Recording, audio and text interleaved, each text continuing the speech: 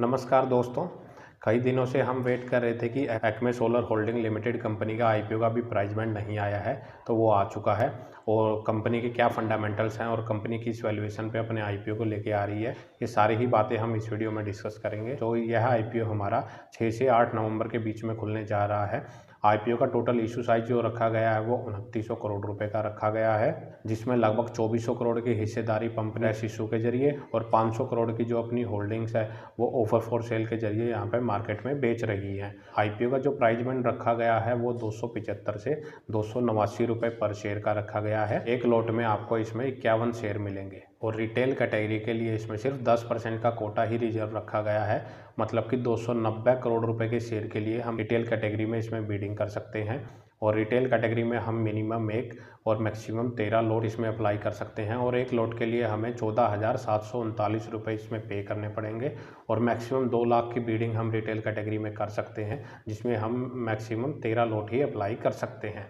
तो इसके बाद अगर हम कंपनी के बिजनेस की बात करें तो कंपनी की जो स्थापना है वो 2015 में हुई थी और कंपनी का जो मेनली बिजनेस है वो रिन्यूएबल एनर्जी रिसोर्सेज से इलेक्ट्रिसिटी जनरेशन का है। Company mainly wind and solar energy resources से अपनी इलेक्ट्रिसिटी जनरेट करती है और उसके बाद कंपनी अपने कस्टमर्स और उसके साथ ही सेंट्रल गवर्नमेंट और स्टेट गवर्नमेंट को अपनी इलेक्ट्रिसिटी बेच के अपना रिवेन्यू जनरेट करती है। तो अगर हम कंपनी के स्पेशलाइजेशन की बात करें, सोलर प्रोजेक्ट जब मिलता है कंपनी को तो सोलर प्रोजेक्ट के लिए जो उसका डिज़ाइन की ज़रूरत पड़ती है उसके लिए कंपनी के पास खुद की एक वेल डिफाइंड इंजीनियरिंग टीम है। फिर उसकी कंस्ट्रक्शन के लिए जो ज़रूरत पड़ती है वो भी कंपनी इंटरनल ही अपना कंस्ट्रक्शन डिपार्टमेंट कंपनी ने बनाया हुआ है। फिर उसकी डेवलपमेंट इक्विपमेंट और मशीनरी के लिए जो भी चीज़ों की ज़रूरत पड़ती है वो कंपनी इंटरनल ही बनाती है।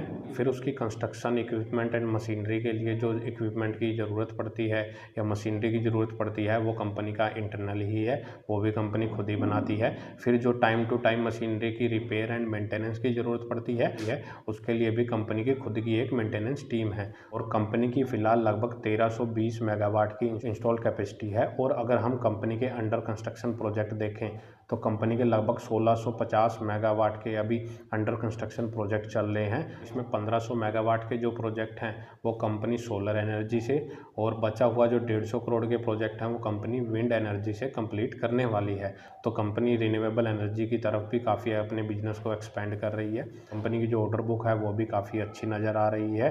वहीं अगर हम इसके बाद कंपनी के फाइनेंशियल की बात करें तो जिसमें कंपनी का 2022 में कंपनी का जो रिवेन्यू रहा था 1562 करोड़ रुपए का रहा। 2023 में कंपनी के रिवेन्यू में हल्की सी गिरावट आई, वो 1361 करोड़ रुपए रहा और 2024 में कंपनी का जो रिवेन्यू है वो सालाना इंक्रीज होकर 1466 करोड़ रुपए तक पहुंच चुका है। इसके अगेंस्ट में अगर हम कंपनी का प्रॉफिट देखें तो 2022 में कंपनी का जो प्रॉफिट था वो 62 करोड़ रुपए था।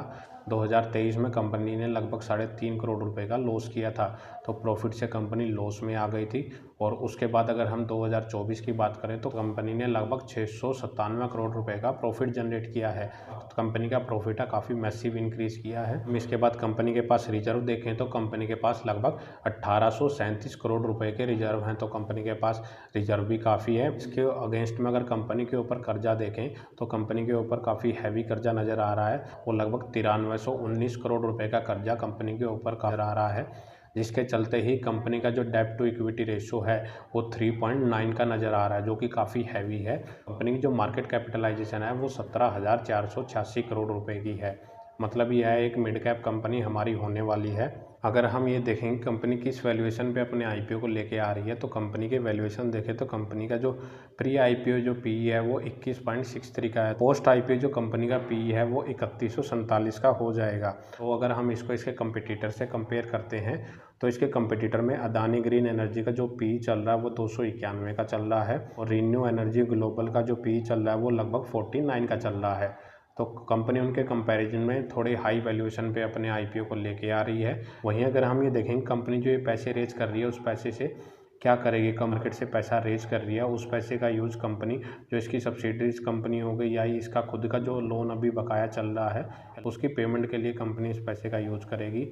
साथ ही जनरल कॉर्पोरेट पर्पस के लिए भी कंपनी इस पैसे का यूज कर सकती है।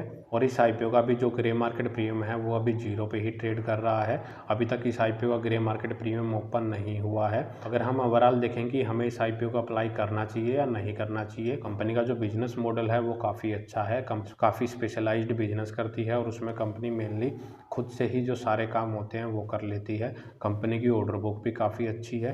कंपनी का नेगेटिव पॉइंट एक यही है कि कंपनी के ऊपर काफ़ी मैसिव कर्जा है। इसका डेब्ट टू इक्विटी रेशियो लगभग 3.9 का है, जो कि काफ़ी हाई नज़र आ रहा है। और इसका जो ग्रे मार्केट प्रीमियम है वो भी अभी 0 पे ही चल रहा है। वो मेरे अकॉर्डिंग आपको इस आईपीओ को अप्लाई करने के लिए दूसरे या तीसरे दिन का वेट ज़रूर करना चाहिए। फिर इसमें कितना सब्सक्रिप्शन हो रहा है वो ज़रूर चेक करना चाहिए। साथ ही इसका करंट ग्रे मार्केट प्रीमियम भी आपको ज़रूर चेक करना चाहिए। तो दोस्तों, इस वीडियो में इतना ही। अगर आपको वीडियो अच्छी लगी तो वीडियो को लाइक करें और चैनल को सब्सक्राइब करना ना भूलें।